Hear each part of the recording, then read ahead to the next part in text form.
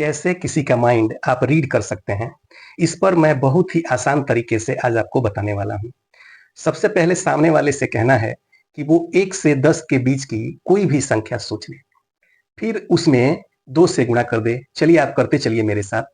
आप मन में कोई भी संख्या सोच लीजिए, फिर उसका 2 से गुणा कर लीजिए और जो आंसर आ रहा है उसमें एक बार फिर आप 5 से गुणा कर लीजिए। ठीक है।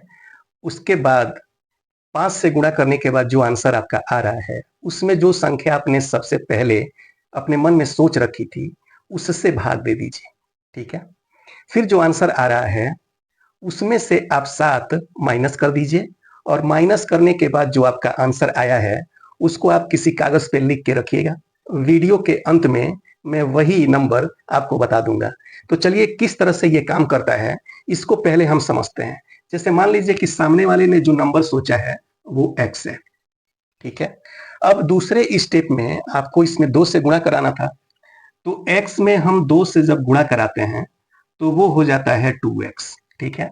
आप ये मत समझिएगा कि यहाँ पे एक्स स्क्वायर होगा, क्योंकि वो अलग चीज है। एक्स में एक्स से जब हम मल्टीप्लाई करते हैं तो वो एक्स स्क्वायर होता है। यहाँ पर हम 2 से मल्टीप्लाई कर रहे हैं तो यहाँ पर 2x हो जाएगा। ठीक है। उसके बाद सेकेंड स्टेप था, यानी ये वाला जो आंसर है इसमें हमको मल्टीप्लाई करना था 5 से, तो ये हो गया 5 2 10x। ठीक है, 10x आ गया।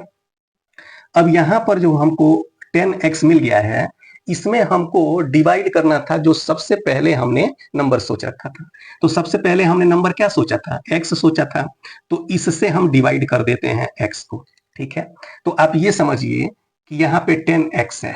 ठीक है। और इसको हमने जब डिवाइड किया x से तो यहाँ x से x कट गया, तो क्या आ जाएगा, यहाँ पे आ जाएगा सिर्फ 10। ठीक है।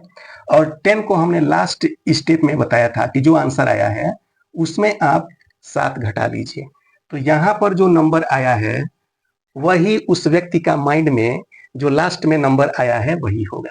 ठीक है। तो ये है कॉन्सेप्ट। अब चलिए एग्जाम्पल के माध्यम से करके देखते हैं कि ये किस तरह अप्लाई होता है और वाकई ये काम करता है कि नहीं। तो मान लीजिए कि सामने वाले ने अपने मन में 4 सोच रखा है, तो आपको उसमें पहले स्टेप में 2 से गुणा कराना था, तो आ गया हमारा आंसर 8। फिर उसके बाद 5 से गुणा कराना था, तो वो आ गया 8 पचम 40। ठीक है।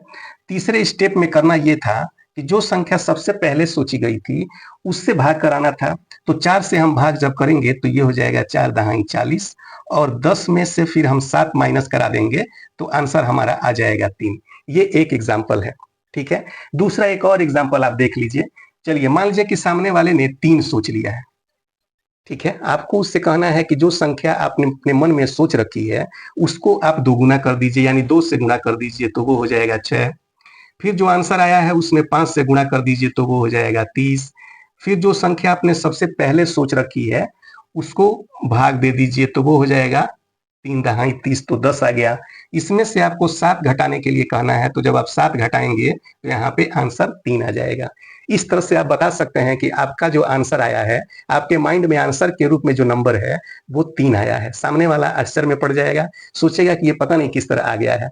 लेकिन देखिए इसका जो कॉन्सेप्ट है इसी तरह से आप लगाएंगे तो आपका हमेशा आंसर 3 ही आएगा। आज का वीडियो आपको कैसा लगा कमेंट बॉक्स में लिखिएगा। अपने चैनल पे सब्सक्राइब नहीं किया है तो सब्सक्राइब कर लीजिएगा। ऐसे ही शानदार कंटेंट आपको हमेशा देखने को मिलते हैं और मिलते ही रहेंगे। चलिए आज की वीडियो में इतना ही। आप अपना बहुत ख्याल कीजिएगा।